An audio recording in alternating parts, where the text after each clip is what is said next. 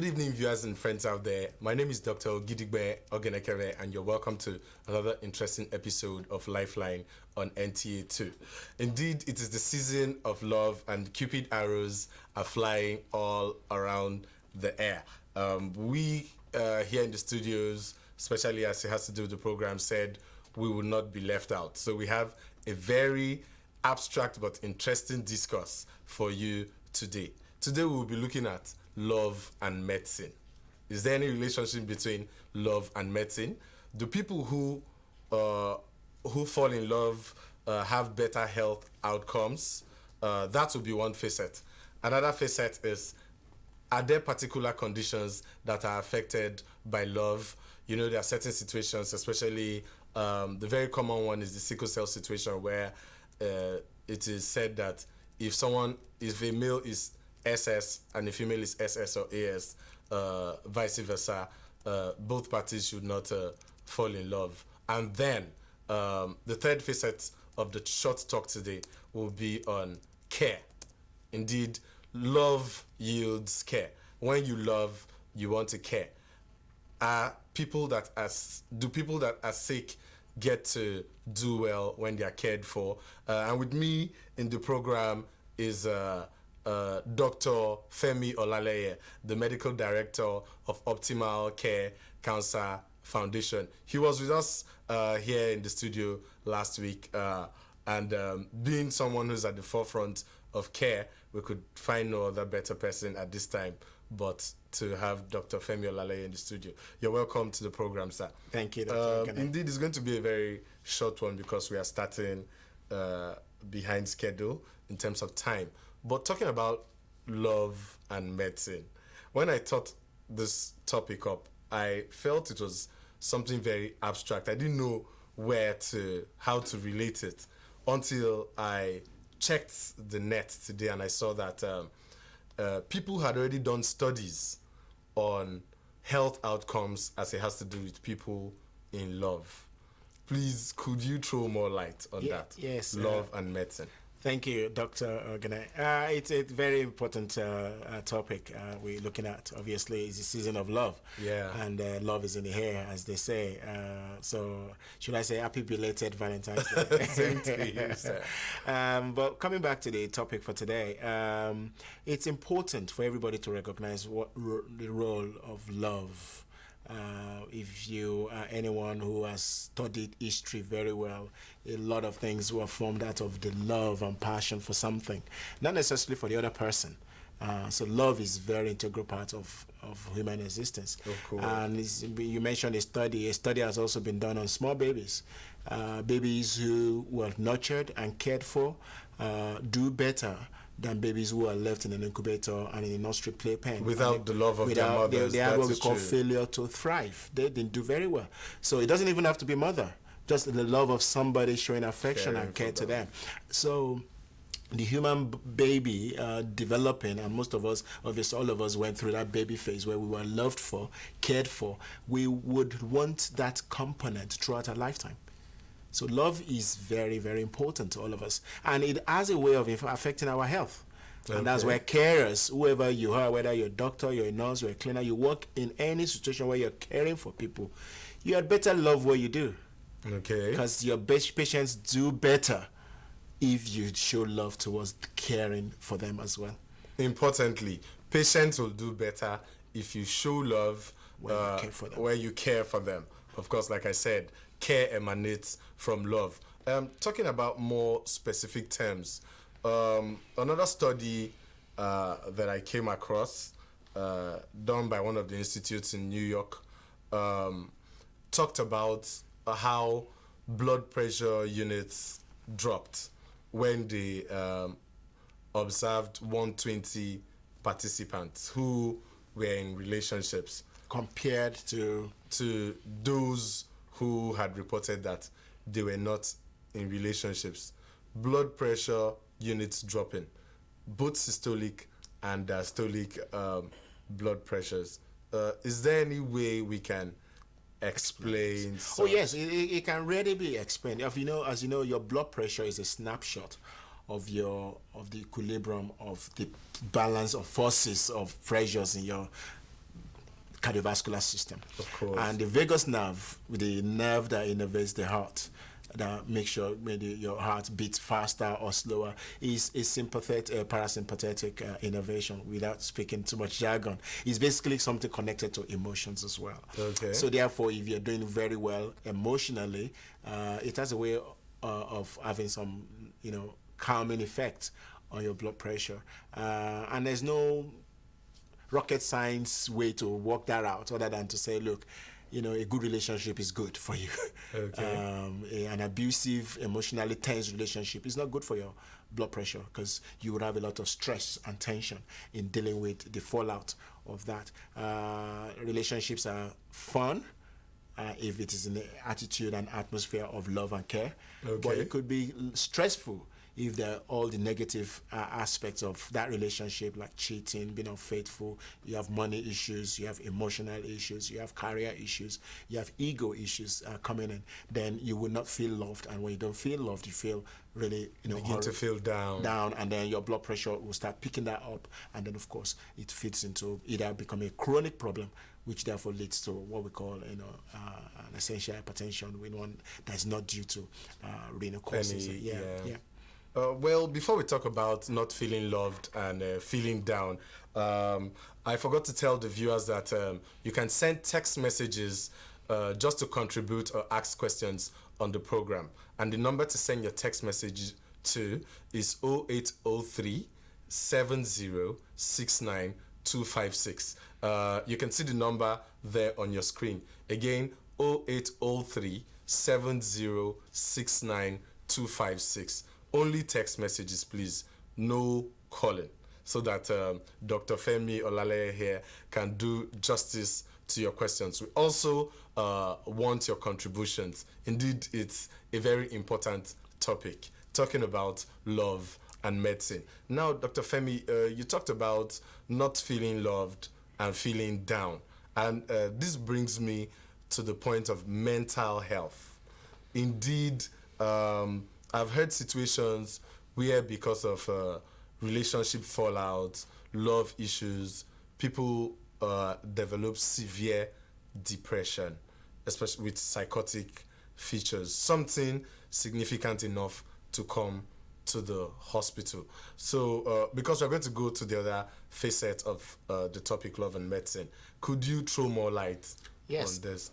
You will remember, Doctor, from our basic psychiatric training, we all have some predisposition towards something or the other in the course of our life. Okay. And an event could happen, a life event could happen, that could just tip you onto the other side. So on its own, it's not natural for you to become mentally unstable because of your relationship. Okay. But if you're already almost to the edge point, what we call a breaking point, maybe a lot of other issues, and then you have some other unresolved emotional issues, and then you have a partner, for example, that you discover was cheating on you. That could just be a breaking point. And normally your body and your emotional constituency should be able to manage such life events, such that you could look at it, oh well, it's not the end of the world, I'll move on and all of that. But some people, it could be a very fine line that could that event could push them, and it's not necessarily a jilted lover. It could be a disappointment in an exam, it could be a job loss, it could be a financial loss. Sure. So there are many of these life events that could tip somebody across to the other side, as it were. But again, the good news to everybody is that during the moments you're in a relationship, enjoy it while it lasts. Okay. Because you don't have a guarantee of somebody else's love. The only love that is guaranteed is the love of our Lord Jesus Christ, if I'm allowed to say that. Okay. Please, no calls, just text messages. I have a call coming in. I cannot take a call on the program at the moment. In subsequent programs, we'll be able to take your calls. But for today, just text messages. And the number to send your text message to is right on the screen there. Please send in your contributions and ask your questions. Now, Dr. Lale, going to the other facet of the relationship between love and medicine. There are some medical conditions that are tied to love in some way. Yes. Some people will say these conditions hinder love. That's true. Or love gets in the way. Love gets in the way. Of course, we are talking about love and its relationship to medicine today. Could you throw some light on such conditions? We can go through a lot, but I think because of the time, there's a whole lot we can talk about all evening. But I think for benefit of our viewers, we'll probably just focus on maybe 2 or 3. Okay. One that comes to mind, which is why I said love gets in the way, is that of sickle cell disease. For those who don't know, sickle cell disease is one of the commonest hematological problems that is facing us in this part of the world. Of because course. we have a carrier status where somebody can have an abnormal type of red blood cell and they can be fine. Outwardly, nothing is wrong with them. They fall in love with somebody else, the opposite sex, who has such an abnormality too. And if they both go ahead to form a union and have a baby, that baby could end up with a combined abnormality of the dad and the mom, and that could lead to sickle cell disease. Dr. You have a question? Olaleya. Yes, before we go ahead with that, E.G. Widow Nike here says, what is the effect of loneliness to health? What is the effect of loneliness to health? Yes, there are many, obviously, implications of that, depending on the age group. Okay. A lonely child is not a very healthy child. Okay. But a lonely adult could choose to be lonely. That doesn't necessarily be bad for his health. Now, we are talking of adults. Yes. Because we're talking of love here. Okay. Love is not so a lonely adult who has chosen to be on his own just because he can't trust, he can't form relationships. It's a very unusual situation. Okay. Everybody should have grown up to learn how to associate with other members of the society, either at work, either school, either people you live in the same apartment with. So if you find somebody very lonesome, there's a problem there. Then there's also the problem of the state of mind of that person, because all of us will go through life having to deal with one life event or the other. Okay. And you need people around you to help you, counsel you, give you some support system. So a lonely person is excluding himself or herself from this support system. And lastly, if they run into trouble, maybe in their health, maybe they're sleeping or they need help, somebody needs to reach them, they need to call for help, there's something happening to them, somebody who doesn't have access to others certainly would have struggle. In terms of support. In terms of support. But if you decide to live your life on your own and you don't want to mingle with anybody, we don't know of any medical disposition or medical illness you are disposed to, if that answers that gentleman's question. Well, Nike, I don't know if it's a gentleman or it's a lady. I saw widow Nike there. Maybe someone who's a widow. I hope you understood what Dr. Femi has just said. It is not so nice to be lonely. Loneliness here does not mean you must have maybe your husband or a sexual relationship. Okay? If you are a widow, like what I suspect from the text message, you should be able to have other meaningful relationship. That can church support you. members, family members. It mustn't be a sexual relationship. These will go. You wanted to say something? Yes, I wanted to, just because I know we're running out of time, I Yes. just wanted us to focus a little bit more on the issue of sickle cell disease. Okay, People have been asking, should we legislate against people falling in love? Okay. And I think it's With wrong. genotypes of AS, Of course, I've SS. seen religious organizations saying before we can get you to get married, you have to bring us your genotype results. Yes, churches do it. I still think it's a wrong thing to do. Without proper counseling. No, I'm not saying people should be going ahead and be doing that, but love is getting in the way of making this rule work. Prof will tell you, Professor Akinyoju, He was here on the program, our chairman and he and said Sickle Cell something. Foundation. A lot of stuff has been said about should we legislate, should we not legislate, and I don't think legislation was going to cause it, solve the problem. People should be more aware, should be more educated, and they should be better counseled as to making the right choices. So that's the first disease I think we can spend the whole afternoon talking about. I'm sure you had a good time with Prof talking about that. The other thing is to look at sexually transmitted diseases. Okay. Yesterday being February 14th, God knows how many things could have happened yesterday in terms of love. Yes. And probably love has nothing to do with it. But from us doctors' point of view, a lot of things have been exchanged yesterday. HIV, sexually transmitted disease, human papillomavirus. All these things have a way of increasing the disease burden of any country, and it's important for people out there to understand that during that moment of, insane ecstasy of love, your health is at risk. Okay, before we go over to the last facet, since our time is almost up, we have Frank here asking, please, doctor, does loneliness cause internal heat or anxiety? I'm sure you can answer that question. The answer is no. But the anxiety part of that is correct. Because a lonely person could start becoming obviously more claustrophobic. You start having hallucinatory ideas because you're not balancing your views and correlating that with others. For example, before I left the work today, I looked at the mirror. I quickly asked my colleagues, and said, "Am I okay for the show?" And they say, "Fine." And that helps me to feel confident that I'm doing the right thing. Loneliness precludes you from having influences of others, and that creates anxiety. And anxiety can lead to other things. Okay, so Frank, out there, I know you understood. Loneliness cannot cause internal heat, but it can cause anxiety. Our time is fast spent. Coming to the last facet of the program, love and medicine. Indeed, love yields care. Yeah. And your foundation is in association with a couple of other organizations doing something this evening.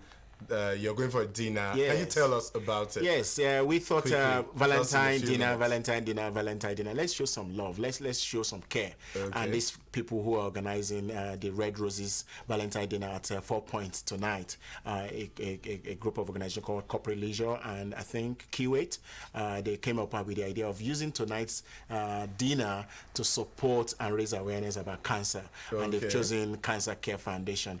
So my foundation will be going there to support the event, and more importantly, speak to people who are attending as couples, that you're loving each other, you're caring for each other, but do one more thing: encourage each other to go for cancer screening. Okay, thank you, Dr. Femi. Indeed, the time is fast spent. We have a couple of text messages here, but I'm sorry if we are not able to answer your questions today. We'll answer them just before we start the next episode of the program. Dr. Femi, I want to thank you very much. Thank you for keeping another date with us. Thank you. And for viewers and friends out there, indeed, love has a very important relationship with medicine.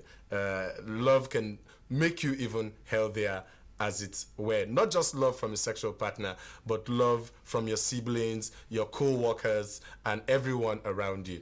Please join us same time next week for another interesting episode of Lifeline. Thank you for watching.